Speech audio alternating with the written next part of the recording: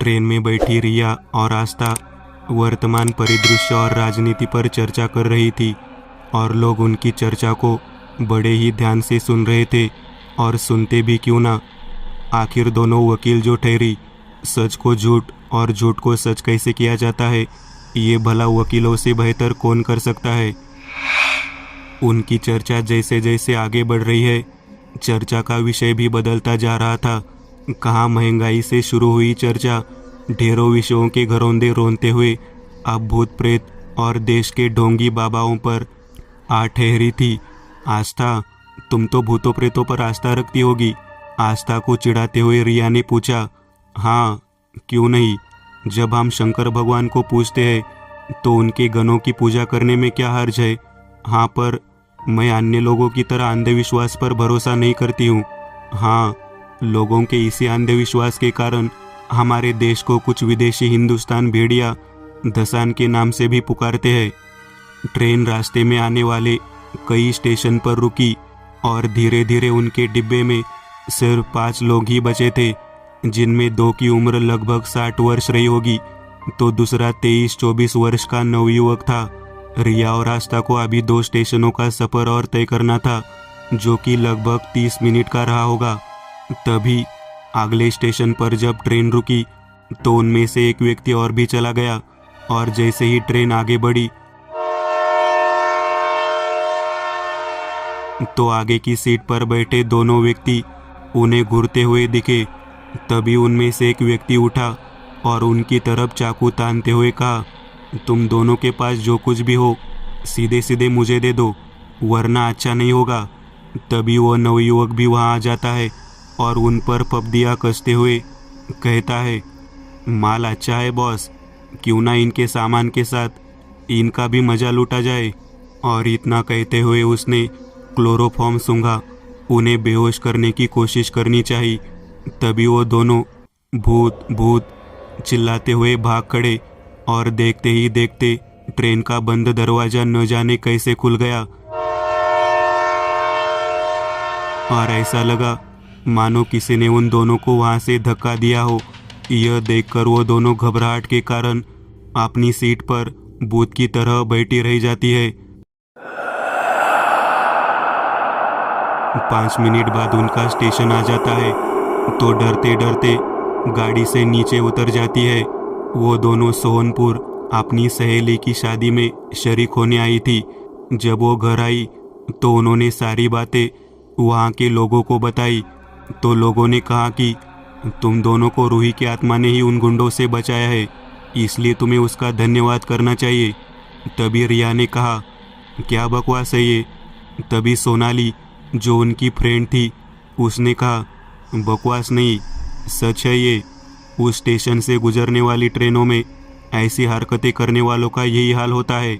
तभी आस्था ने पूछा, पर ये रूही है कौन? रूही एक अनाथ बेसहारा लड़की थी जो उन स्टेशनों से गुजरने वाली ट्रेनों में खाने पीने की कुछ छोटी मोटी चीज़ें बेचकर अपना पेट भरती थी। पर एक दिन वह भी इसी तरह किसी डिब्बे में अकेली फंस गई और किसी दरिंदे ने उस मासूम के साथ घिनौना कृत्य कर उसे ट्रेन से नीचे फेंक दिया और तब से अब तक उसकी आत्मा अपने कातिल को ढूंढ रही है। और जब भी कोई ऐसी हरकत करता है तो रूही की आत्मा उसे दंड देती है, ऐसा सभी लोगों का मानना है। आस्था और रिया गहरी सांस लेते हुए कहती है, हमें नहीं पता इस बात में कितनी सच्चाई है, लेकिन हम उस बच्ची की आत्मा की मुक्ति के लिए प्रार्थना जरूर करेंगे। आस्था और रिया सोनपुर से आए अब लगभग 2 महीने बीत गए। रिया तो उस दिन की घटना को भूलकर अपने काम में व्यस्त हो गई, पर आस्था के मन में कहीं न कहीं उस घटना ने अपना स्थान बना लिया था। हालांकि वह अपने कामों को बाखूबी कर रही थी, पर जब भी फ्री होती तो उसे उस दिन की घटना याद आ जाती और रूही के साथ हुई बर्बरता उसके शरीर में एक अजीब सी सहरन पैदा कर देती। एक वकील होने के नाते उसे ऐसी घटनाओं के बारे में अक्सर सुनने को मिलता, पर पता नहीं क्यों इस घटना को भुलाना उसके लिए इतना मुश्किल हो रहा था। ऐसे एक रात जब वो अपने किसी केस की स्टडी कर रही थी तो उसे ऐसा महसूस हुआ कि जैसे रूही उसके सामने खड़ी हो और उसके साथ हुई नाइंसाफी के लिए उससे मदद की गुहार लगा रही हो। तभी अचानक उसने अपने कंधे पर किसी का स्पर्श महसूस किया तो घबराकर पीछे मुड़ी। सामने आनंद को खड़े देखा तो वह तुरंत उसके गले से लग गई। आनंद, जो कि उसके पति और इस शहर के एक ईमानदार पुलिस ऑफिसर है, अपने चेहरे पर आई हुई पसीने की बूंदों को पोंछते हुए उसने आनंद से पूछा, आप कब आए? उसके माथे को चूमते हुए आनंद ने कहा, बस तभी मोहतरमा, जब आपकी ध्यान मुद्रा टूटी। लेकिन आपको क्या हुआ मोहतरमा? इतनी घबराई हुई क्यों हो? कुछ नहीं। तो फिर फुल एसी में भी तुम्हारे चेहरे पर ये पसीने के बूंदे कैसी? और इस चेहरे का नूर भी तो गायब है आज। आप भी ना। ऐसा कुछ नहीं है। आस्था ने बात टालने की कोशिश की। लगता है मोहतरमा को अब अपने पति पर भी भरोसा नहीं है। अरे ऐसी कोई बात नहीं है। अच्छा तो बताओ फिर क्या हुआ? बताती हूँ बाबा, बैठिए तो सही। हाँ तो बताओ अब, आपको मेरी सहेली सोनाली याद है? हाँ, क्यों नहीं। वही ना, जिसकी शादी में तुम और रिया 2 महीने पहले गए थे। हाँ जी, वही। तो क्या हुआ उसे? उसे कुछ नहीं हुआ। तो फिर वो जब हम सोनपुर जा रहे थे तो हमारे साथ एक अजीबो गरीब घटना हुई। क्या हुआ था तुम लोगों के साथ? आनंद ने पूछा और आस्था ने उस दिन की सारी घटना विस्तार से आनंद को बताते हुए कहा, क्या सच में भूत प्रेत और आत्माएं होती है आनंद? अरे नहीं आस्था, तुम कब से इन सब चीज़ों में विश्वास करने लगी? और वो गुंडे थे, नशे में होंगे। हाँ शायद, आस्था ने कहा। पर मैं तुमसे नाराज़ हूँ आस्था। अरे पर क्यों? आप तो मैंने आपको सब बता दिया। हाँ, पर आप दोनों के साथ इतनी बड़ी घटना हो गई और तुमने मुझे बताना तक जरूरी नहीं समझा। अरे पर ऐसी कोई बात नहीं है। आप पहले से ही शुक्ला वाले केस में इतने परेशान थे और ये सब बताकर मैं आपको और परेशान नहीं करना चाहती थी।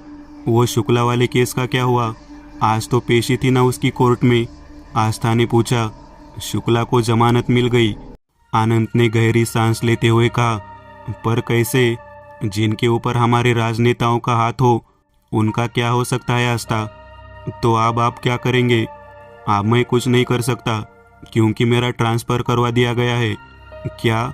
चौंकते हुए आस्था ने पूछा। हाँ मोहतरमा। पर कहाँ? रायपुर। ये नाम सुनकर तो आस्था को मानो सांप ही सूंघ गया। आप क्या हुआ? कुछ नहीं। तो फिर सो जाओ, रात बहुत हो गई है। कल शाम को हमें वहाँ के लिए निकलना भी है। ठीक है, आप सो जाइए। कल मेरे क्लाइंट की कोर्ट में पेशी है, इसलिए मुझे थोड़ा वक्त लगेगा। ओके। आनंद ने यह कहते हुए आस्था के माथे को प्यार से चूमते हुए कहा, 12 बजने वाले हैं, जल्दी से काम खत्म करो और सो जाओ। आस्था ने हाँ में सिर हिलाते हुए कहा, बस थोड़ी देर। अपना काम खत्म करने के बाद आस्था सोने चली गई, पर उसकी आंखों में नींद का नामो निशान ही नहीं था। बार बार बस एक ही ख्याल उसके दिमाग में आ रहा था कि आनंद का ट्रांसफ़र उसी शहर में होना एक संयोग है या भगवान का कोई इशारा।